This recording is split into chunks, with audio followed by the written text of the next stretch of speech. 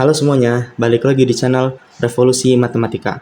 Di sini saya akan membahas tentang rumus luas dari jajar genjang, yaitu A kali T. A di sini artinya alas dan T artinya tinggi. Nah, jadi kalau kita perhatiin di sini, ini alasnya nih. Yang dimaksud alas tuh ini. Nah, lalu dikalikan dengan tingginya. Tinggi itu dari sini ke sini. Jadi bukan sisi miringnya ini ya, tapi dari atas ujung sini ke bawah sini. Itu disebut tinggi. Nah, alas itu panjangnya sama dengan yang atasnya. Paham? Jadi alas di sini sama sisi yang ada berhadapan di sini itu sama. Ya, demikian juga tingginya sama. Tinggi dari atas ini ke sini itu sama dengan tinggi dari sini ke sini. Nah, sama sisi miringnya juga ya. Misalnya ini 3 cm, sisi miring yang ada di hadapannya juga, yang sama-sama nyebrang gitu ya, berhadapan, itu juga 3 cm, harus sama. Nah, problemnya di sini adalah, kenapa di sini rumusnya itu nggak jauh beda dengan rumusnya persegi panjang. Kalau kita perhatikan di sini, rumusnya persegi panjang itu P dikali L. P dikali L. P-nya panjang, L-nya lebar. Nah, ini cuman kayak ganti nama doang. Ya kan? Kalian lihat, ininya di sini jadi alas, terus pas di sini berubah jadi P.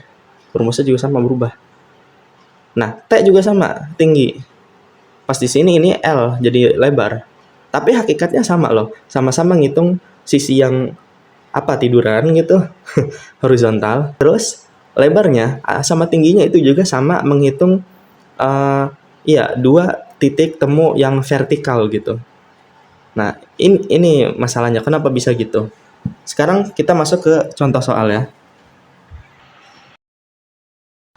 Nah, di sini saya akan mengerjakan berapa luas dari persegi panjang ini dan berapa luas dari jajar genjang ini. Nah, kita langsung mulai. L sama dengan P dikali L, ya kan? Luas dari persegi panjang adalah P dikali L, seperti rumus tadi, P dikali L. Nah, sini sama dengan P-nya mana? Panjang, 6.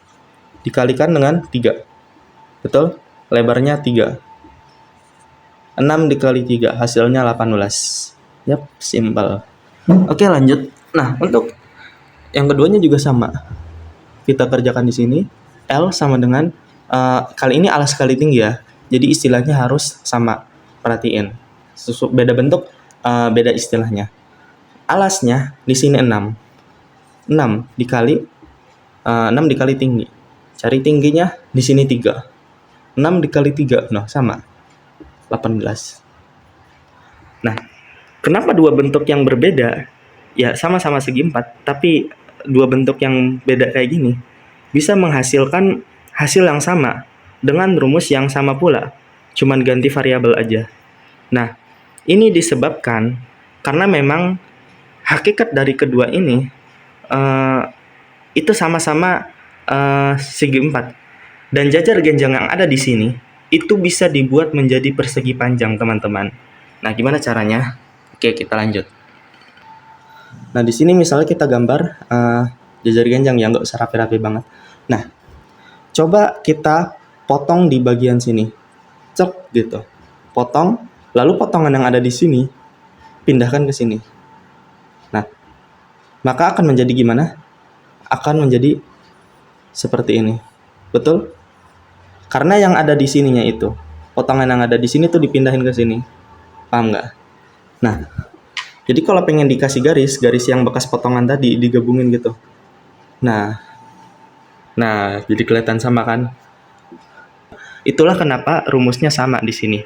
Karena karena dalam pencariannya itu bisa bentuk jajar genjang ini bisa disamakan dengan persegi panjang.